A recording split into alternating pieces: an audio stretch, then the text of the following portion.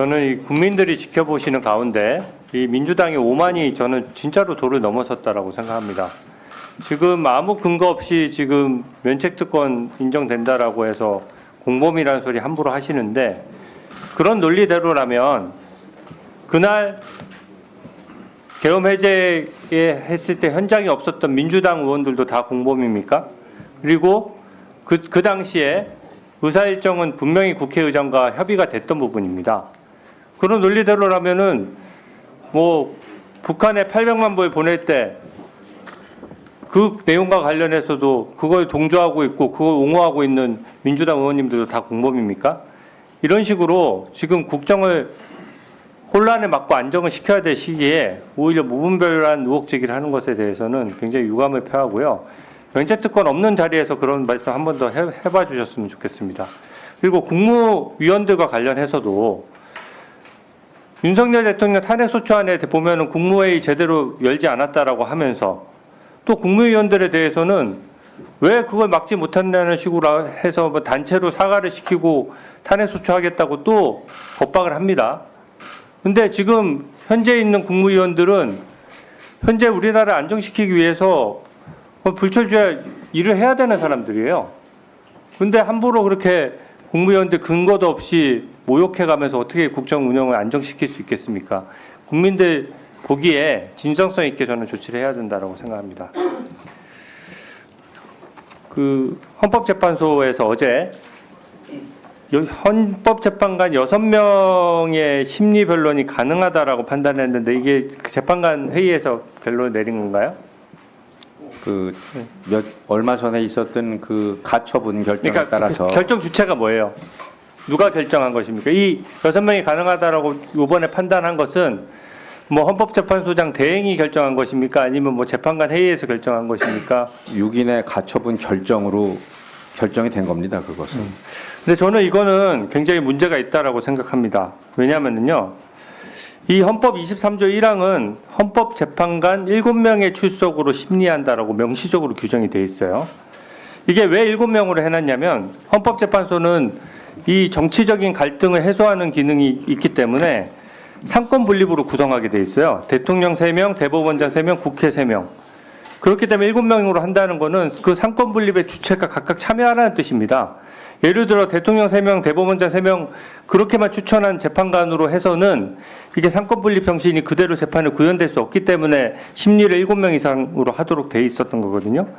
근데 지금 방금 말씀하셨던 이진수 방통위원장에 대해서는 탄핵소추가 있으니까 본인이 헌법소원을 제기하면서 이 조항에 대해서 효력정지 가처분 신청을 했어요. 저도 그 사실을 잘 알고 있습니다. 근데 이거는 사안이 다른 것이, 일단 첫 번째로 이진석 위원장은 본인의 헌법소원을 제기하면서 본인이 그 조항을 정지시켜달라고 요청을 한 겁니다. 왜냐하면 본인이 봤을 때는 이 재판에 그 여러 명, 9명에서 재판을 받을 권리보다 재판이 지연되는 게 본인한테 더 불이익하다고 본 거예요. 그래서 이진숙 방통위원장은 사실은 그 효력이 정지되게 해달라고 요청을 한 사람입니다.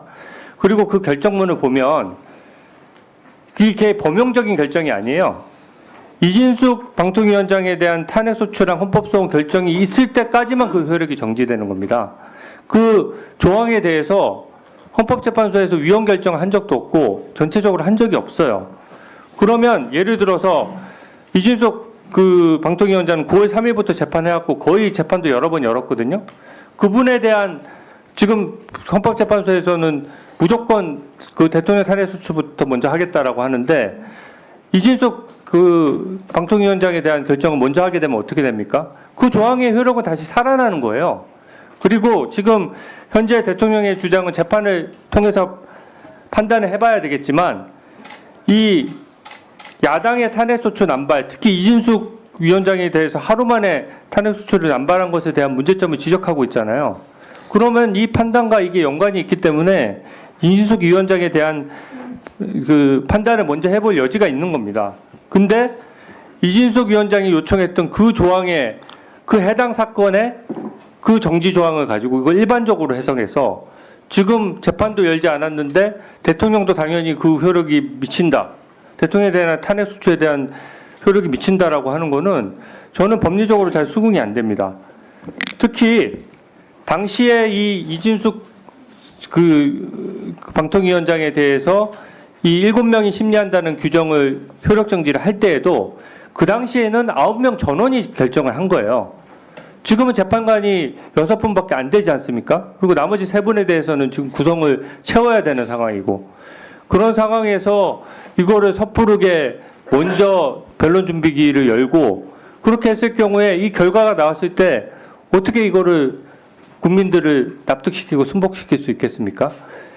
대통령은 민주적 정당성을 보장받아서, 직접적인 민주적 정당성을 보장받아서 선출된 사람이기 때문에 만약에 이게 그때 다수결로 대통령직이 날리는 게 아니에요. 탄핵소추도 3분의 2, 헌법재판관도 3분의 2 이상의 결정을 하도록 그만큼 신중히 하라는 뜻이고, 이 탄핵소추에 반대하는 소수의 국민들이라고 하더라도 그분들이 그 결정에 수긍할 수 있는 절차를 해줘야 되는 거거든요. 근데 이게 지금 6명이 심리 변론 가능하다라고 판단 자체를 6명이 한다? 저는 이 자체로 문제가 있다라고 생각이 들고요. 만약에 이준석 방통위원장 그 탄핵소추를 먼저 결정하라고 하면 그러면 그 효력이 어떻게 되는 겁니까? 먼저 선입 선출이 원칙인데 이준석 방통위원장 관련해서는 그럼 결정 안 하고 있고, 그 결정에 있었던 효력정지 규정을 가지고 지금 대통령 측 변호인의 의견도 듣지 않은 상태에서 무조건 변론을 진행을 해요?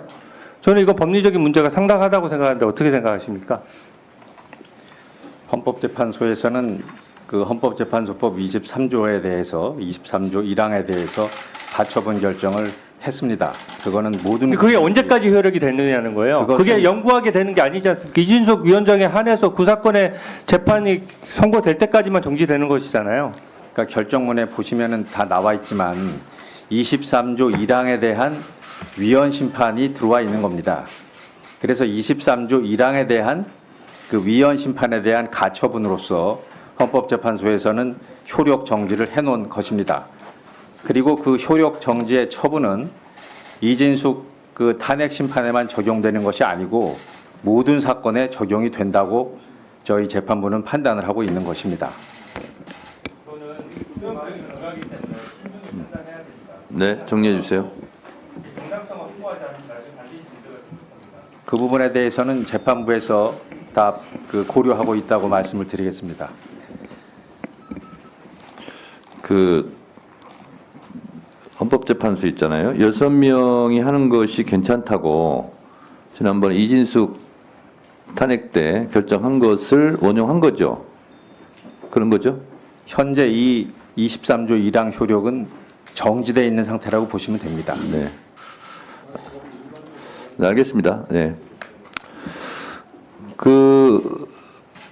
그래서 결론적으로 6명이 심리를 시작한다는 거 아니겠습니까?